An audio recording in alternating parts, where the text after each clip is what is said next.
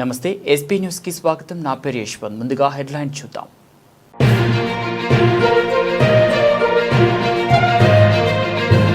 గతంలో ఎన్నడూ చూడని మార్పులు సంభవిస్తున్నాయి.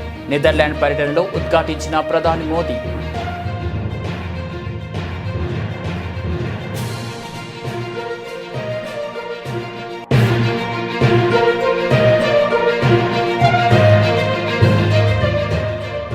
విజయ్ నాకు సమవుచ్చి కాదు, రజనీకాంత్ సంచలన వ్యాఖ్యలు.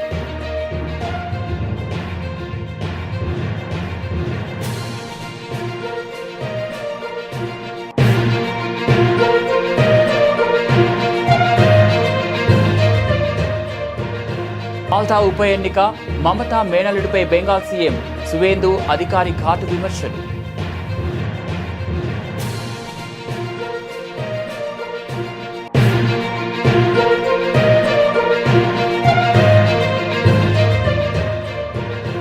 తెలంగాణ ఎబ్సెట్ ఫలితాలు విడుదల. పరీక్షలు పూర్తయిన 6వ రోజే ఫలితాలు.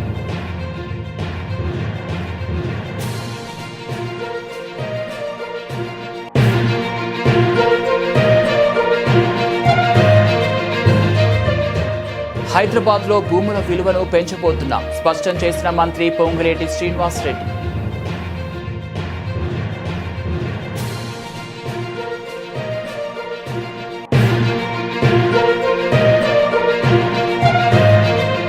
పిల్లలే సంపద పేరుతో జనాభా పెరుగుదలకు ఏపీ సర్కార్ కొత్త పథకం. జనాభా తగ్గితే ఆర్థిక వ్యవస్థ దెబ్బతింటుందన్న సీఎం చంద్రబాబు.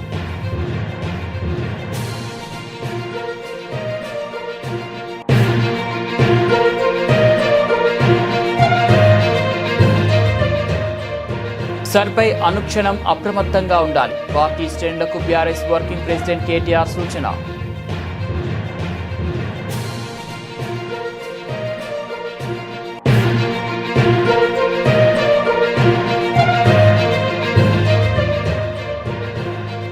ఉత్తరాంధ్రలో అభివృద్ధి జగన్ పుణ్యమే తేల్చి చెప్పిన మాజీ మంత్రి సీదిరి అప్పలరాజు.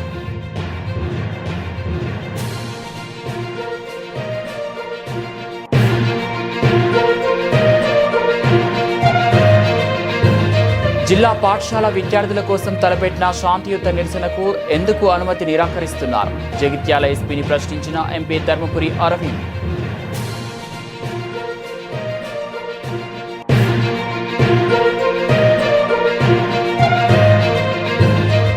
నారా లోకేష్ పై చీటింగ్ కేసు పెట్టాలని వెల్లంపల్లి శ్రీనివాస్ తీవ్ర వ్యాఖ్యలు. పెట్రోల్ డీజిల్ ధరలు తగ్గిస్తామని చెప్పి మోసం చేశారంటూ మండిపాటు.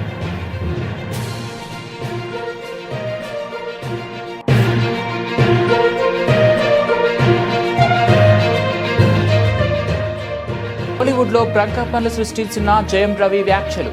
ఆ మూడక్షరాల ఇడ్లీ నటి తన జీవితం నాశనం చేసిందంటూ సంచలన ఆరోపణలు.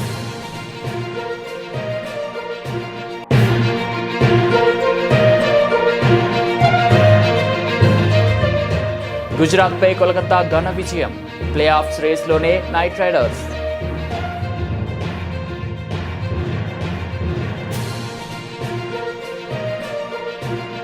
గతంలో ఎన్నడూ చూడని మార్పులు సంభవిస్తున్నాయని భారత్ ఆకాంక్షలు ఇక ఎంతమాత్రం దేశ సరిహద్దులకే పరిమితం కాబోవని ప్రధాని మోదీ చెప్పారు. విదేశీ పర్యటనలో ఉన్న మోదీ శుక్రవారం నెదర్లాండ్స్ చేరుకున్నారు. ఆ దేశంలో ఉన్న ప్రవాస భారతీయులు శనివారం హేగ్ నగరంలో ఏర్పాటు చేసిన భారీ సభలో మోదీ ప్రసంగించారు. 21వ శతాబ్దపు అవకాశాల గని భారత్ టెక్నాలజీ పరంగానూ మానవ వనరుల పరంగానూ దేశం ముందడుగు వేస్తోంది అని పేర్కొన్నారు. భారత యువత ఆకాంక్షల కారణంగానే స్టార్టప్ల రంగంలో ప్రపంచంలోనే 3వ స్థానంలో ఉన్నామన్నారు. ఒలింపిక్స్ నిర్వహించాలని, ప్రపంచ తయారీ రంగం కేంద్రంగా మారాలని, గ్రీన్ ఎనర్జీ రంగానికి నాయకత్వం వహించాలని, ప్రపంచ అభివృద్ధి ఇంజిన్గా రూపొందించాలని భారత్ భావిస్తుందని మోదీ చెప్పారు. मेरा और मेरे डेलीगेशन का गर्मजोशी से स्वागत के लिए मैं आपका बहुत बहुत धन्यवाद करता हूं। लगभग एक दशक बाद नीदरलैंड की यात्रा करके मुझे बहुत खुशी हो रही है। पिछले एक दशक में भारत नीदरलैंड पार्टनरशिप ने उल्लेखनीय प्रगति की है। एक्सेलेंसी, हम नीदरलैंड को भारत के सबसे महत्वपूर्ण पार्टनर में से मानते हैं। नीदरलैंड भारत के टॉप 5 इन्वेस्टर्स में से एक है। हमारे हिस्टोरिकल, कल्चर और पीपल टू पीपल टाइज भी बहुत गहरे हैं। डेमोक्रेटिक वैल्यूज, मार्केट इकोनॉमी और रिस्पॉन्सिबल बिहेवियर, ये हमारी साझी सोच का हिस्सा है। पानी, स्वास्थ्य और शिक्षा जैसे क्षेत्रों में हमारा सहयोग हमारे लोगों के जीवन को बेहतर बना रहा है।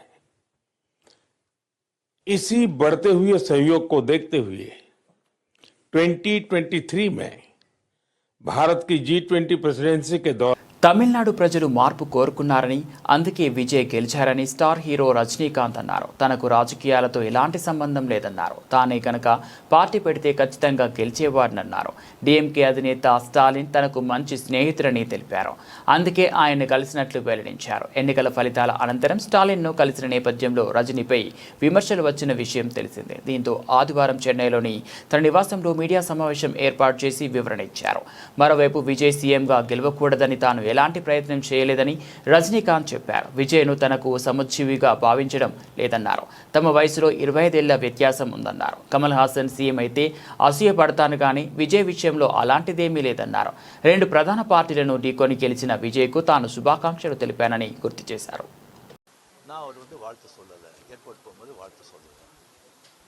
அவர் ஜெயிச்ச உடனே எக்ஸ் தளத்தில் என்னுடைய வாழ்த்துக்களை தான் அவருக்கு பதிவிட்டார். நான் 2016 அரசியலுக்கு வர்றேன்னு சொன்ன பிறகு நான் ஏர்போர்ட்டுக்கு போகும்போது யூஸ்வலாக அங்கே இருக்கிறவங்க அந்த போர்டிங் கார்டு வாங்கிறதுக்கு இருப்பாங்க. அவங்களுக்கு கேட்குறது தான் வழக்கம், மீடியா யாராவது இருப்பாங்களா அப்படின்னு. அதே இதில் மீடியா யாராவது இருப்பாங்களான்னு கேட்டு பெங்களூர் போகும்போது மீடியா யாரும் இல்லைன்னு சொன்னாங்க. சரின்னு சொல்லி நான் போயிட்டு இருக்கும்போது திடீர்னு ஒருத்தர் ஒரு மீடியா ஆள் மாதிரி தெரியல எனக்கு. ஒரு சின்ன ஃபோன் வச்சுக்கிட்டு விஜய் ஒரு முதலமைச்சர் இருக்காரு அப்படின்னு சொல்லி நான் என்ன செகண்ட் ஷாக், அது மீடியா மாதிரியே தெரியல எனக்கு. ஃபோன் வச்சுட்டு அப்படியே பார்த்து சிரிச்சு நான் போயிட்டேன். அதுக்கு வாழ்த்துக்கள் சொல்லலை அப்படின்னு சொல்லி அதுக்கு ஒரு விமர்சனம். இன்னொன்று விஜய் மேலே எனக்கு பொறாமை. நான் அரசியல் இல்லை, அரசியல் நான் இல்லைன்னு சொல்லி விலகி ஆச்சு. அரசியல் நான் இல்லாத போது அவர் மேலே எனக்கு ஏன் பொறாமை? ஒருவேளை கமல்ஹாசன் ஏதாவது முதலமைச்சர் தான் எனக்கு பொறாமை வந்திருக்குமோ என்னமோ தெரியாது. அப்போ கூட வந்திருக்காது. கிடைக்காது கிடைக்காம இருக்காது, கிடைக்காம இருக்கிறது கிடைக்காது. ஸோ இன்னொன்று எனக்கும் விஜய்க்கு எனக்கும் விஜய்க்கு ஒரு ஜெனரேஷன் கேப், கிட்டத்தட்ட 25 இயர்ஸ் டிஃப்ரென்ஸ். நான் முதலையே சொல்லியிருக்கேன். நான் விஜயை நான் இதை கம்பேர் பண்ணிக்கிட்டால் அது எனக்கு நல்லது இல்லை, கெட்ட பேர். விஜய் என்னை பற்றி கம்பேர் பண்ணிவிட்டு அவருக்கு நல்லது இல்லை. சின்ன வயசுலேருந்து அவர் பார்த்துட்டு இருக்காரு. அவர் சிஎம் ஆனதில் எனக்கு என்ன போகிறாங்க? அது இவ்வளோ சின்ன வயசில் 52 வயசில் எம்ஜிஆர் என்டிஆர் சாதனை பண்ணுறதை விட அதை விட ஜாஸ்தி. கம்ப்ளீட்டாக சென்டர் பிஜேபி எவ்வளோ பெரிய பவர்ஃபுல் சென்டர். இங்கே 2 பெரிய கட்சிகளை எதிர்த்து தனி ஆளை ஜெயிச்சிருக்காங்க. அது நம்ம சினிமா இண்டஸ்ட்ரி இருக்குது. எனக்கு அது பொறாமை இல்லை, ஒரு ஆச்சரியம் கலந்த ஒரு சந்தோஷம். அடையா அப்ரிஷியேஷன், சூப்பர். ஸோ அந்த பொறாமையும் இல்லை. விஜய் அவர்களுக்கு நிறைய எதிர்பார்ப்புகள் இருக்குது இவங்க மத்தியில். டெஃபினட்டாக அந்த எதிர்பார்ப்பெல்லாம் அவரை சந்தித்து மக்கள் நல்லது செய்வாங்கங்கிற நம்பிக்கை எனக்கு இருக்குது. அவருக்கு அதிக வாழ்த்துக்கள். ఓకే. పశ్చిమ బెంగాల్లో రాజకీయం ఇంకా వేడిగానే ఉంది. పాల్టాలో ఈ నెల 21న ఉప ఎన్నిక జరగనున్న సంగతి తెలిసిందే. ఈ నేపథ్యంలో టీఎంసీ లీడర్ మాజీ సీఎం మమతా బెనర్జీ మేనల్లుడు అభిషేక్ బెనర్జీపై సీఎం సువేందు అధికారి ఘాటు విమర్శలు చేశారు. అభిషేక్ బెనర్జీకి కోల్కతాలో అక్రమ ఆస్తులున్నాయని సువేందు వెల్లడించారు. దానికి సంబంధించిన ఆధారాలు తన వద్ద ఉన్నట్లు తెలిపారు. పాల్టాలో శనివారం జరిగిన ర్యాలీలో సువేందు అధికారి పాల్గొన్నారు. ఈ సందర్భంగా అభిషేక్ బెనర్జీపై పరోక్షంగా విమర్శలు చేశారు. అభిషేక్ పేరెత్తకుండానే అతడి అవినీతి గురించి మాట్లాడారు. তাই 1 লক্ষ মার্জিন চাই, আর চাই শান্তিপূর্ণ ভোট। কুকুর মানুষের পায়ে কামড়ায়, মানুষ কুকুরের পায়ে কামড়ায় না। কোন ছবি কোনো ঘটনা যেন আমাদের চোখে না আসে, কারণ আমাদের প্রধানমন্ত্রী গণতন্ত্রের পূজারী। বিজেপি 20টা রাজ্যে আছে, কোথাও নির্বাচনে সন্ত্রাস হয় না, পোস্টপোল ভায়োলেন্স হয় না। আমরা ওই রকম জামাতি তৃণমূল নই। আমরা বলি না 4 তারিখে দুপুরের পরে ডিজে বাজবে। আমাদের রাজ্য সভাপতি বলেন অভিনন্দন যাত্রা করুন, অনুচ্ছুকের গায়ে আবির দেবেন না। এটা বিজেপি। তাই বিজেপি যা চায় উৎসবের মতো জয় শ্রীরামের ধ্বনি, শঙ্খবাদন, হরি হরি বল, হরে কৃষ্ণ মন্ত্র, মৃদঙ্গ খঞ্জনি, রাধে রাধে, এই উৎসব পালন করবেন আগামী 21 তারিখে। আর কোথায় গেলেন তথাকথিত পুষ্পা নাকি নাম, ডাকাতটা? తెలంగాణలో ఇంజనీరింగ్, అగ్రికల్చర్, ఫార్మసీ కోర్సుల్లో ప్రవేశాల కోసం నిర్వహించిన యాప్సెట్, ఈఏపీసెట్ ఫలితాలు విడుదలయ్యాయి. ప్రభుత్వ సలహాదారు కె కేశవరావు, ఉన్నత విద్యామండలి చైర్మన్ ఆచార్య పివి బాలకృష్ణారెడ్డి సమక్షంలో ఆదివారం హైదరాబాద్లోని జేఎన్టీయూలో ఫలితాలను విడుదల చేశారు.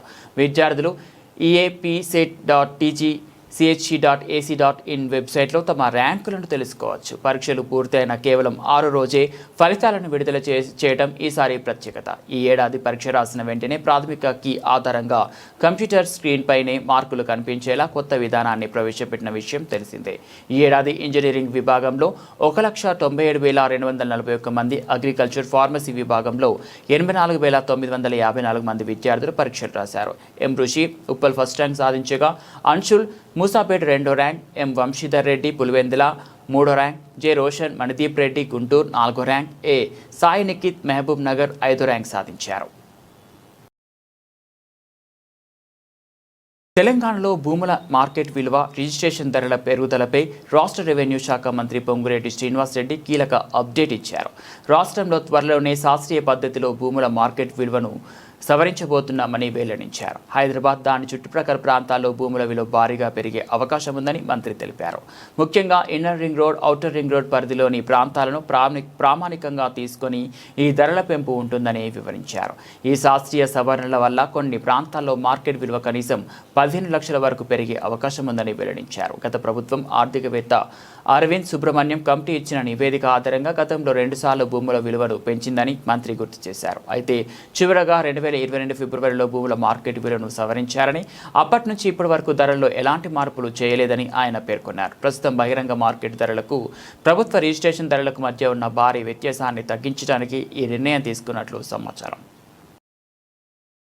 జనాభా పెరుగుదలను ప్రోత్సహించే దిశగా ఆంధ్రప్రదేశ్ ప్రభుత్వం కీలక నిర్ణయం తీసుకుంది. ఇకపై రాష్ట్రంలో 3వ సంతానానికి 30,000, 4వ సంతానానికి 40,000 ప్రోత్సాహకం అందించనున్నట్లు ముఖ్యమంత్రి చంద్రబాబు ప్రకటించారు. పిల్లలే సంపద పేరుతో త్వరలోనే ఈ కొత్త కార్యక్రమాన్ని ప్రారంభించనున్నట్లు తెలిపారు. శ్రీకాకుళం జిల్లా నరసన్నపేటలో జరిగిన స్వచ్ఛాంధ్ర స్వర్ణాంధ్ర కార్యక్రమంలో ముఖ్యమంత్రి ఈ ప్రకటన చేశారు. జనాభా తగ్గుదల రేటు ఆందోళన కలిగిస్తోందని, దేశ ప్రగతికి పిల్లలే అసలైన సంపద అని చంద్రబాబు వ్యాఖ్యానించారు.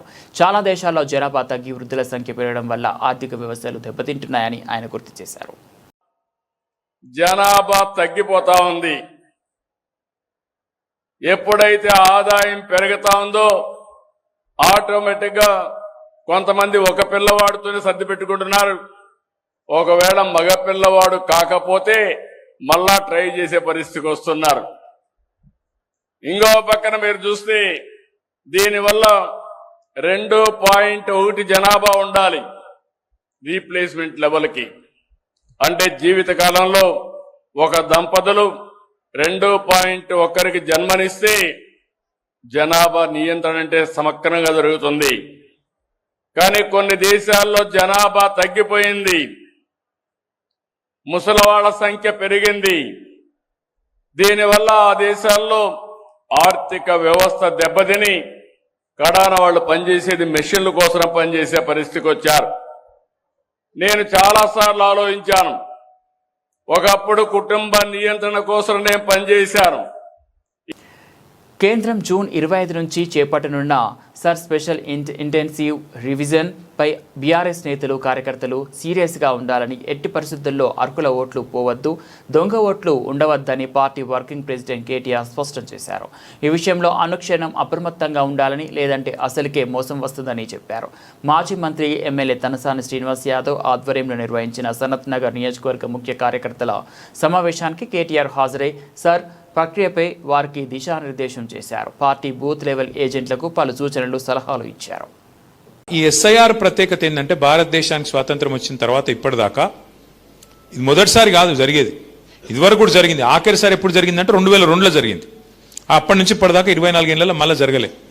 ఎస్ఐఆర్ ప్రత్యేకత ఏంటంటే ఎట్లయితే సెన్సస్లో మీ ఇంటికి వచ్చి రాస్తారో ఎస్ఐఆర్లో కూడా గట్లే మీ ఇంటికి వచ్చి అధికారులు మీ కుటుంబంలో ఎవరున్నారు, ఓట్లు ఉన్నాయా, పోయినాయా, ఎవరైనా చచ్చిపోయినా, ఎవరైనా కొత్తగా పుట్టినరా, 18 ఏళ్ళు నిండినాయా లేవా, నువ్వు ఉన్న ఇంటికాడనే ఉన్నావా, మారినవా, ఆ ఇదివరకు కిరాయి ఉన్న ఇంటికి వెళ్ళి ఇంకో ఇంటికి పోయినావా, కొత్త ఇల్లు కట్టుకున్నావా, వేరే కిరాయి ఇంటికి పోయినావా, ఇవన్నీ కూడా క్రోడీకరించే కార్యక్రమమే ఎస్ఐఆర్. అయితే ఇందులో ఏమైందంటే గడబడైంది దేశంలో. ఈ బీజేపీ వాళ్ళు వచ్చినాక ఇంతకుముందు సీనియర్ అయిపోయింది. ఈ బీజేపీ వాళ్ళు వచ్చినాక వాళ్ళకు కొన్ని పిచ్చి పిచ్చి ఆలోచనలు ఉంటాయి. ముస్లింలు మాకు ఓట్లు వేయరు, క్రిస్టియన్లు మాకు ఓట్లు వేయరు, కాబట్టి వీళ్ళని కట్ చేయాలి, వాళ్ళకు ఒక ఆలోచన ఉంది. దాంతో ఏమైంది, బీహార్లో గడబడైంది, ఆడ మన వెస్ట్ బెంగాల్లో గడబడైంది.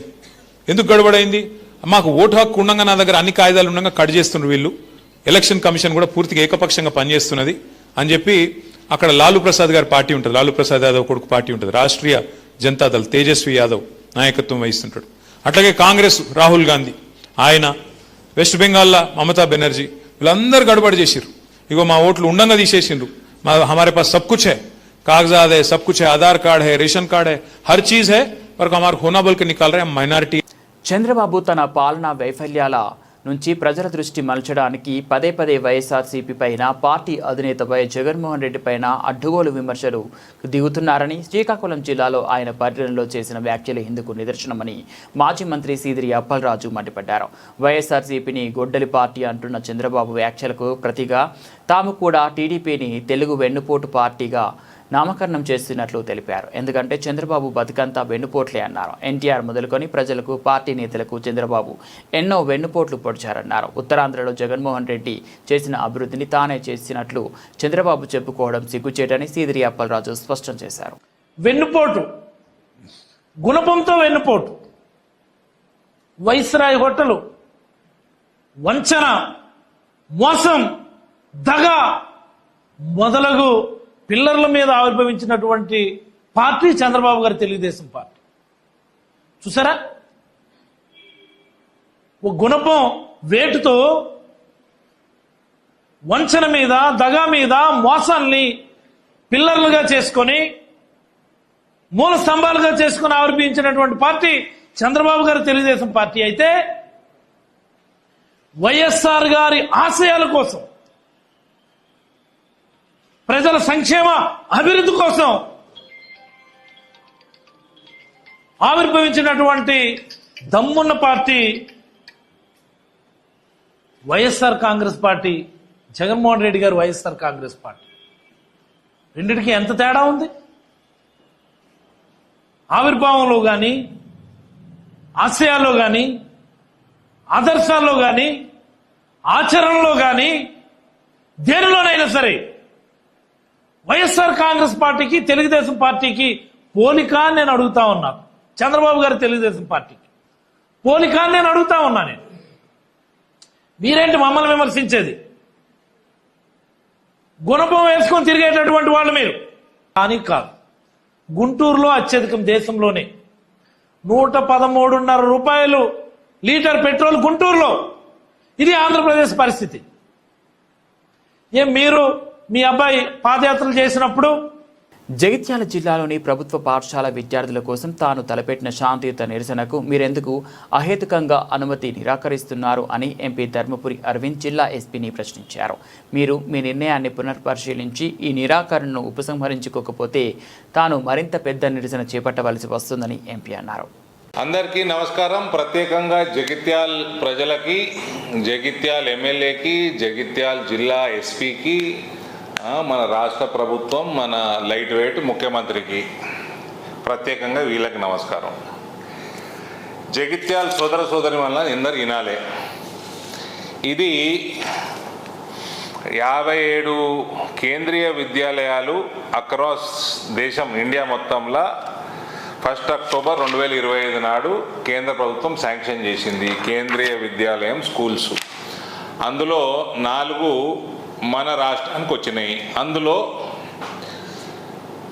మనకి జగిత్యాలు కొత్త జిల్లా, మనము ఎమ్మడబడితే మన జిల్లా కూడా శాంక్షన్ అయింది 1 అక్టోబర్ 2025.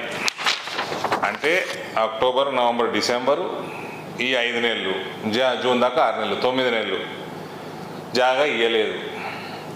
జాగా ఇస్తే ట్రాన్స్ఫర్ అయితే, కేంద్రీయ విద్యాలయ సంఘటనకి ట్రాన్స్ఫర్ అయితే వాళ్ళు శాంక్షన్ చేయించుకొని డబ్బులు పనులు మొదలు పెడతారు. అప్పుడు ల్యాండ్ అలొకేషన్ అయినాక రెంటెడ్ ప్రెమిసెస్లో అకాడమిక్ ఇయర్ స్టార్ట్ చేయడానికి పర్మిషన్ ఇస్తారు. ఇయ్యాలటి వరకు 9 నెలల్లో ఈ ఎమ్మెల్యే చేయబట్టి ఆడ ల్యాండ్ శాంక్షన్ కాలేదు. కాబట్టి ఈ అకాడమిక్ ఇయర్ ఇంకా 10 రోజులు ఉంది. ఎమ్మెల్యే చెప్తారు ఇంకా 10 రోజులు, 12 రోజులు ఉంది.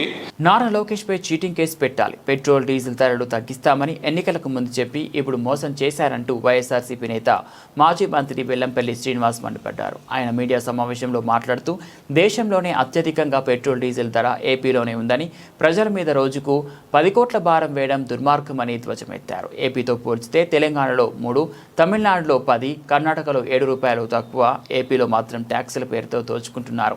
ఎన్నికలకు ముందు ఇచ్చిన హామీలు ఏమయ్యాయి?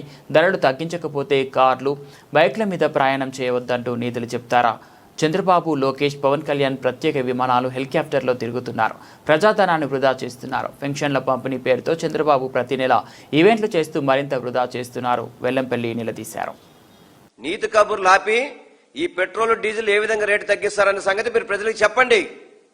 చెప్పకపోతే ప్రజలు ఇప్పటికే మీ మీద తిరుగుబాటు చేస్తున్నారు. ఇంకా తిరుగుబాటు పెరుగుతుంది తప్ప తిరుగుబాటు తగ్గే పరిస్థితి ఎక్కడో కనపట్ల. చూసుకుంటే కనుక రాష్ట్రంలో పెట్రోల్ రేటు మీద 31% వ్యాట్ అంట.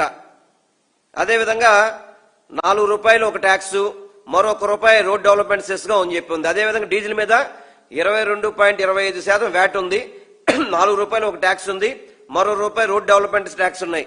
ఎందుకు తగ్గించట్లేదు మీరు? 30% ట్యాక్స్ ఉన్నప్పుడు తగ్గించాల్సిన బాధ్యత ప్రభుత్వం మీద లేదా? మీరు చెప్పారు కదా. ఒకసారి వారి మాటల్లోనే అదేవిధంగా నారా లోకేష్ గారు ఏం మాట్లాడారు, వారి యొక్క విధానాలు ఏంటో ఒకసారి మనం వారి నోటితోనే విందాం. ఒకసారి సాక్షి పత్రిక ఈ రోజు కూడా రాశాడు. సాక్షి విలేకరు ఇక్కడ ఉంటే చేతులు పైకి ఎత్తండమ్మా. లేదా ఓకే రాసుకో. ఈ ప్రభుత్వం 100 రూపాయలకు అమ్ముతుంది 1 లీటర్ పెట్రోల్. దాంట్లో 28 రూపాయలు రాష్ట్ర ఖజానాలకు వస్తుంది. ఆకాశంలో ఉన్న ముఖ్యమంత్రి తమిళ star hero Jayam Ravi media ముందు తీవ్ర భావోద్వేగానికి గురై కన్నీటి పర్యంతమయ్యారు. తన వ్యక్తిగత జీవితంలో ఎదుర్కొంటున్న కష్టాలను, ఆవేదనను వెళ్లగక్కుతూ ఆయన చేసిన వ్యాఖ్యలు కోలీవుడ్లో ప్రకంపనలు సృష్టిస్తున్నాయి. తన ప్రియురాలు సింగర్ కెనిషా ఫ్రాన్సిస్ తమ బంధానికి ముగింపు పలుకుతున్నట్లు ప్రకటించిన నేపథ్యంలో తొలిసారిగా మౌనం వీడి తన గోడును వెళ్లబోసుకున్నారు. గడిచిన 14 ఏళ్లు నా వైవాహిక జీవితంలో ఓ బానిసలా బతికాను. నేను కష్టపడి సంపాదించిన కోట్లాది రూపాయల ఆస్తులన్నీ నా భార్య వైపు వాళ్ళు తీసుకున్నారు. కనీసం నా పేరు మీద ఒక బ్యాంక్ అకౌంట్ కూడా లేకుండా చేశారు. ప్రస్తుతం నేను అద్దె ఇంట్లో ఉంటున్నాను. ఇంటి నుంచి వచ్చేటప్పుడు నా చేతిలో ఏమీ లేదు. నా డబ్బును నా ఇష్ట ప్రకారం ఖర్చు పెట్టుకునే స్వేచ్ఛ కూడా నాకు ఇవ్వలేదు అంటూ జయం రవి తీవ్ర ఆవేదన వ్యక్తం చేశారు. తనను అర్థం చేసుకుని తోడుగా నిలిచిన కెనిషాను కూడా టార్గెట్ చేసి ఆమెను దూరం చేశారని మండిపడ్డారు. முதல்ல நான் சொல்ல வேண்டியது என்னன்னா, என் படம் இனிமேல் ஸ்க்ரீனில் ரிலீஸ் ஆகாது, என் டைவர்ஸ் கிடைக்கிற வரைக்கும் நான் நடிக்க போகிறது கிடையாது. ஏன்னா என்னால் நடிக்க முடியல. எனக்கு நடந்த அவமானங்கள், தேவையில்லாத அவமானங்கள் என்னால் தாங்க முடியலை. அதனால என் டைவர்ஸ் கிடைக்கிற வரைக்கும், என்னை சீண்டி பார்க்கணும்னு நினைக்கிற வரைக்கும் எல்லாருக்கும் இங்கே தான் இருப்பேன். வாங்க சீண்டி பாருங்கள். இனிமேல் சாது கிடையாது நான். அதனால் என்ன நடக்குதோ பார்த்துக்கலாம். மற்ற விஷயங்கள், என் வேலை விஷயங்கள், அதை எப்படி சரி பண்ணணும் என்னன்றதை நான் பார்த்துப்பேன். இவ்வளோ நாள் என் கூட நின்ன உங்கள் எல்லாருக்கும் ரொம்ப ரொம்ப நன்றி. என்றைக்கு என் டிவோர்ஸ் கிடைக்குதோ, என்றைக்கு என் பர்சனல் லைஃப் சரியாகுதோ, என்றைக்கு இந்த சைபர் புல்லிங் எல்லாம் நிற்குதோ, எல்லாத்தையும் நான் பார்த்துட்டு தான் இருக்கிறேன். எல்லாம் எனக்கு வரும்.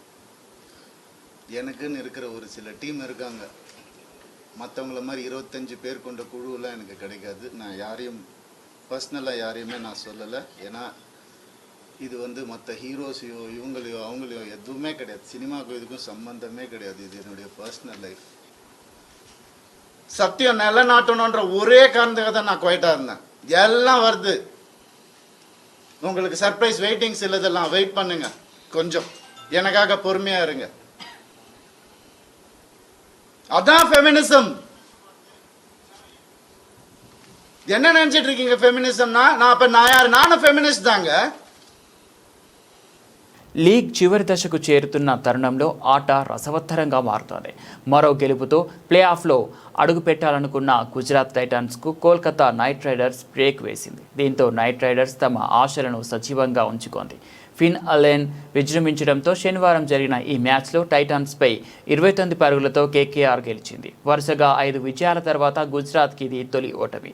ప్రస్తుతం 11 పాయింట్లతో ఉన్న రెహానే సేన మరో 2 మ్యాచ్ల్లో గెలిస్తే 15 పాయింట్లకు చేరుతుంది. అలాగే పంజాబ్, చెన్నై, రాజస్థాన్ తమ మిగిలిన మ్యాచ్లను ఓడితే కోల్కతా ముందుకెళ్తోంది. ముందుగా కోల్కతా 20 ఓవర్లలో 2 వికెట్లకు 247 పరుగుల భారీ స్కోర్ చేసింది. ఛేదనలో గుజరాత్ 20 ఓవర్లలో 218/4 స్కోర్కే పరిమితమైంది. గిల్ 49 బంతుల్లో 5 ఫోర్లు, 7 సిక్సర్లతో 85, సాయి సుదర్శన్ 28 బంతుల్లో 6 ఫోర్లు, 3 సిక్సర్లతో 53 నాటౌట్, బట్లర్ 35 బంతుల్లో 5 ఫ్లోర్లు, 2 సిక్సర్లతో 57 అర్ధ సెంచరీలు వృధా అయ్యాయి. సైరన్కు 2 వికెట్లు దక్కాయి. ప్లే ఆఫ్ ది మ్యాచ్గా సైనన్ నరైన్ నిలిచారు.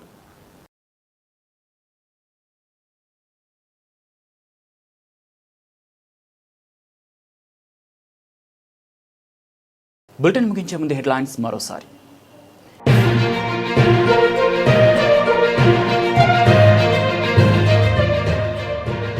గతంలో ఎన్నడూ చూడని మార్పులు సంభవిస్తున్నాయి.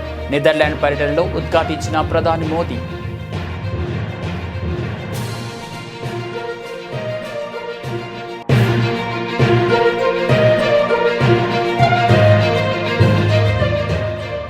విజయ్ నాకు సమవుచ్చి కాదు, రజనీకాంత్ సంచలన వ్యాఖ్యలు.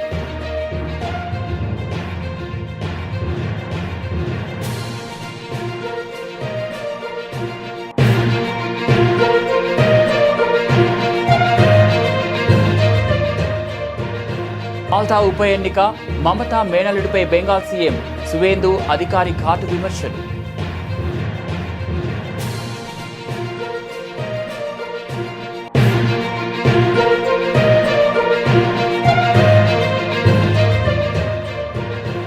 తెలంగాణ వెబ్సైట్ ఫలితాలు విడుదల. పరీక్షలు పూర్తయిన 6వ రోజే ఫలితాలు.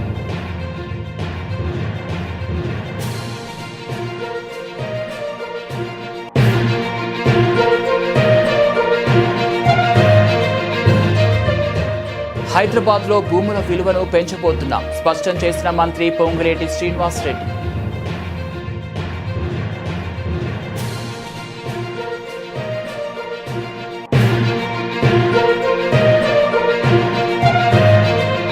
పిల్లలే సంపద పేరుతో జనాభా పెరుగుదలకు ఏపీ సర్కార్ కొత్త పథకం. జనాభా తగ్గితే ఆర్థిక వ్యవస్థ దెబ్బతింటుందన్న సీఎం చంద్రబాబు.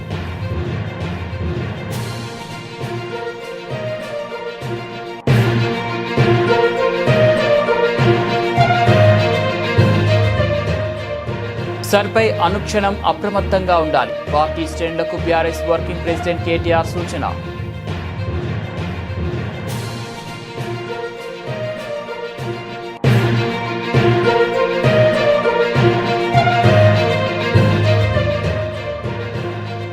ఉత్తరాంధ్రలో అభివృద్ధి జగన్ పుణ్యమే తేల్చి చెప్పిన మాజీ మంత్రి సీదిరి అప్పలరాజు.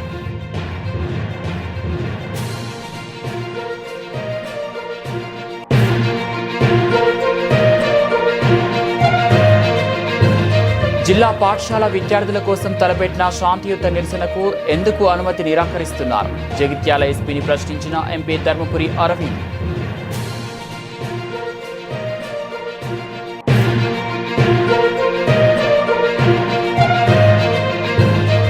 నారా లోకేష్ పై చీటింగ్ కేసు పెట్టాలని వెల్లంపల్లి శ్రీనివాస్ తీవ్ర వ్యాఖ్యలు. పెట్రోల్ డీజిల్ ధరలు తగ్గిస్తామని చెప్పి మోసం చేశారంటూ మండిపాటు.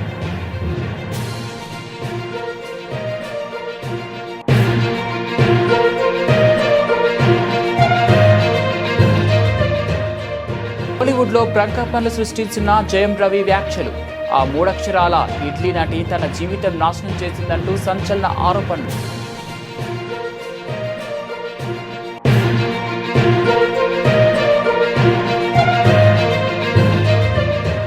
గుజరాత్ పై కోల్కతా ఘన విజయం. ప్లే ఆఫ్స్ రేస్లోనే నైట్ రైడర్స్.